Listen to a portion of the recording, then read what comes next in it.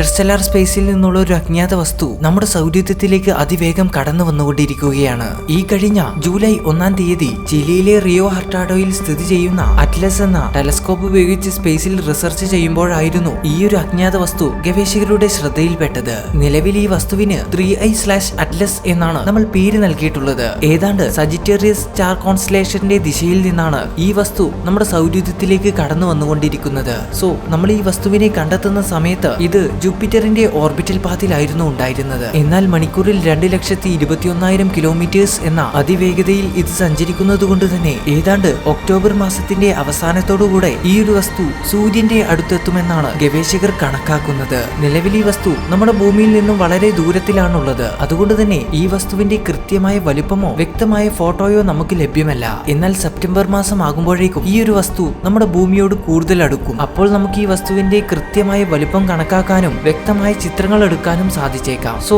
ഈ ഒരു വസ്തു നമ്മുടെ ഭൂമിയിൽ നിന്നും ഏതാണ്ട് 240 മില്യൺ കിലോമീറ്റേഴ്സ് അകലത്തിലൂടെയായിരിക്കും കടന്നു പോവുക. അതായത് 240 മില്യൺ കിലോമീറ്റേഴ്സ് എന്ന് പറയുന്നത് നമ്മുടെ ഭൂമിയിൽ നിന്നും സൂര്യനിലേക്കുള്ള ദൂരത്തേക്കാൾ കൂടുതലാണ്. അതുകൊണ്ട് തന്നെ ഈ ഒരു വസ്തു കാരണം നമ്മുടെ ഭൂമിക്ക് യാതൊരു തരത്തിലുള്ള അപായവും ഉണ്ടാകില്ല എന്നാണ് ഗവേഷകർ പറയുന്നത്.